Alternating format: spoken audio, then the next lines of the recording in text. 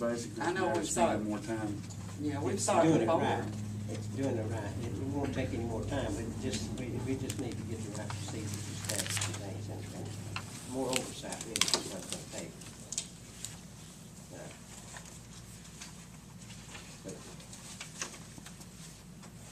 But we will get these, we'll get these, back to you Broke within, down right. within a week or so, okay? So you'll have them by the next council meeting. Well, you wanna just leave, not approve them for now? You don't have to prove them, but Is there any more that's, you have questions on? but, you don't have, these aren't approval anyway, these are just for information. But we will take care of that, get it out there. We pay you and gas, and what was the other one? I think the amounts are all correct. They They're just are, not, they're just not broken down right. they're just not broke down by department. But the payroll, on it, you see the back page is payroll. And it's broken down by department, exactly Yeah, I like you're noticed talking that. about, okay?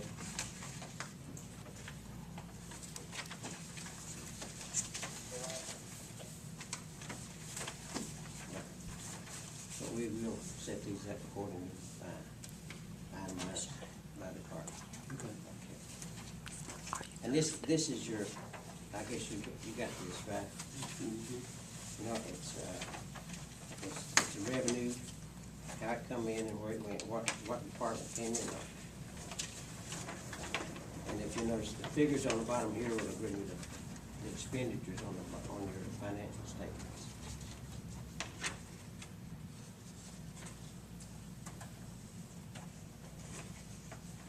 What's the ATV tourism? ATV tourism, That's where we're selling the stickers. so that's how much you took in? 3,650? No, no, No, it's where now? right there. That was, That's their reimbursement for their wages, but we are doing pretty good on selling the stickers, but not that good, no. we sold about 44, Yeah. $140? 44, no. 6 months, we charge them $5 to live Okay. there, so it'd be $5 a ticket. But next year it'd be $10 a ticket. For a year? Yeah, because we didn't start selling until July. Okay, I got you. Yeah, that tourism is just reimbursement for their wages is all that is. That's just really in and out money, it don't really count as no I true got you. revenue. And that, again, is just to show you what the revenue is for the water, sewage, and the general fund. Credit license, property tax, liquor tax. I will say one thing and compliment, the clerks and you, because I've noticed that the water revenue checks have been going out a lot faster than what they used to.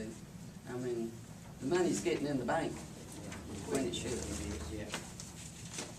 Yeah, it is.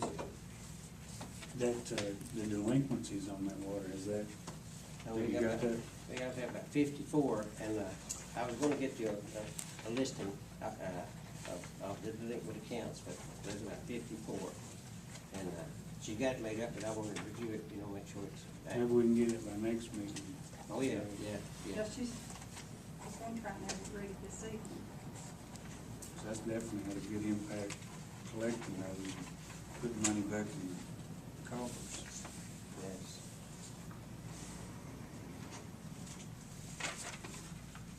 These one, I know it's hard to absorb them all right here, sitting right here, it's like this, and Yeah. but just review them, and if you have any questions, just call, come in, and we will get this other thing straightened out so there's no itemized. Any further comments or discussion on the financial department?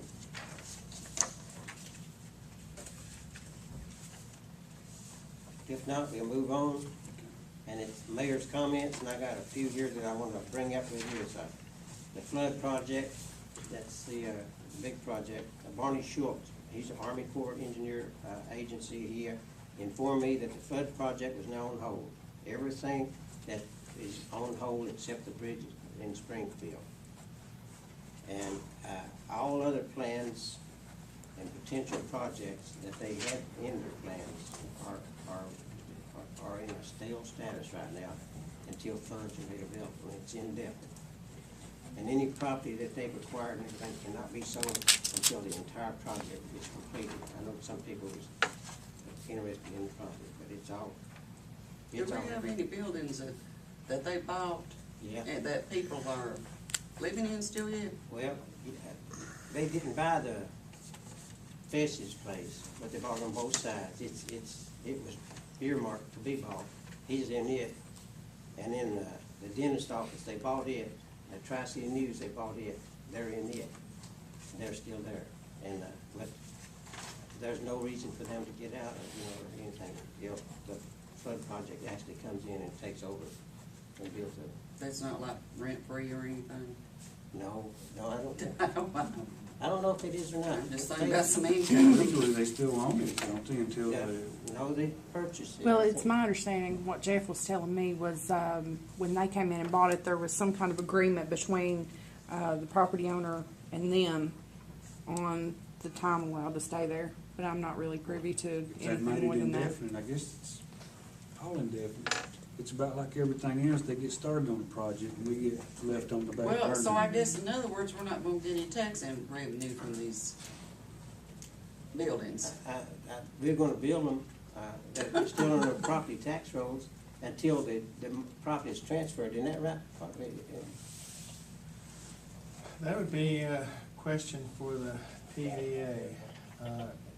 If I understand it, if the government has bought the property, then the government owns it, but if the government's not using it for governmental purposes, in other words, if they're renting it out to, for instance, the newspaper, rent-free, but allowing them to stay there, then they're not using it for the governmental purposes that they intended, so, it's very possible that taxes would be owed on it. That's the argument I would make, because it's only exempt if it's used for governmental purposes, and if they're allowing these businesses to continue using them, that's not a sole governmental purpose for the Army Corps. So, I think that, the PVA most likely will send them a tax bill. I mean, I don't care, I mean, I want, I just think that income for the city. Well, mine's not necessarily with the people that are still there, but you've got the old dry cleaners that's abandoned and falling in, the doors are wide open. You need to send a nuisance ordinance to the flood control project, just like you would anybody else. They own the property. That building should be torn down or secured where people can't go in and out of there. Same with the building beside Fess's. The window's been broken out for over a year. Kids are walking in and out of there. Can we do that, Parker? The zoning committee, the Planning zone. planning and zoning committee can meet and can send a letter, and then we follow up on the letter, and you can proceed under your ordinance. The city of Cumberland has an ordinance that sets out a procedure that is approved and sanctioned by the Kentucky revised statutes. KRS set up the procedure for which you can condemn that property that's been neglected, deteriorated, or abandoned. So the steps for that are set out in the statute, which your ordinance adopts, sets out the procedure of what planning and zoning is supposed to do, the letters that are sent to the mayor, and if those procedures are followed, then you can take the property or have it, force it sold. My gripe with it is they know it's a problem. They bought the building, they allowed people to go in and strip stuff out of it.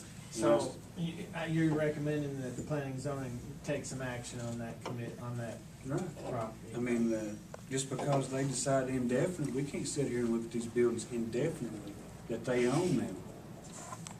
Just because they put all the projects on hold, they need to take care of that part, at least. Tear the buildings down or board them up to where they look